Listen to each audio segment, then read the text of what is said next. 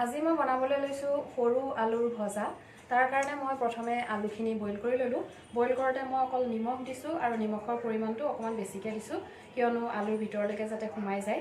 ইয়াত মন কৰিবলগীয়া কথাটো হ'ল আলু যাতে ভিতৰলৈকে সিজে আৰু ভাগি নাযায়। ভাগিবলৈ বহুত বেয়া লাগিব।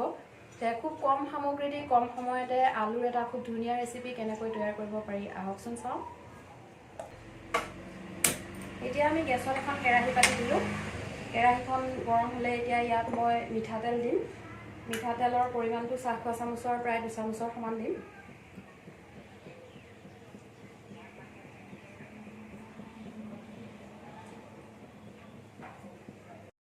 আমাৰ ইয়াত তেল গৰম হৈ গৈছে। এতিয়া ইয়াত মই জৈনী গুটি দিম, যিটো আজৱাইন বুলি কয়। চাহ খোৱা চামুচৰ আধা চামুচৰ সমান দিম। মই গেছৰ ফ্লেমটো কমাই দিছোঁ। তাৰপিছত মই দিম কচুৰি মেথি, চাহ খোৱা চামুচৰ প্ৰায় 2 চামুচৰ সমান। অকণমান লৰাই দিম। দি পেলাই মই ইয়াতে আলুটো দি দিম।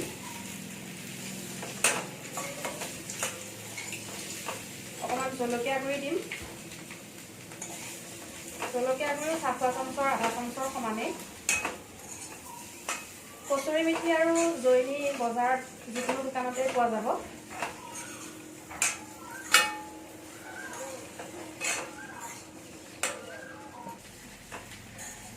মই এতিয়া গেছৰ ফ্লেমটো অকণমান বেছিকৈ দিছোঁ।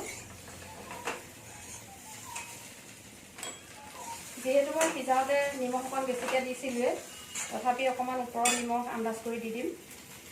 একদম অকণমান দিছোঁ যাতে মছলাৰ নিমখটো হয়।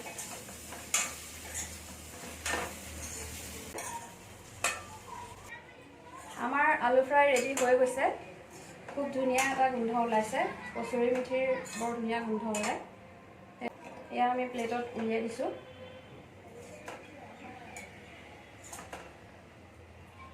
আলুটো বইল কৰি থ'লে যিকোনো সময়তেই বনাব পাৰি।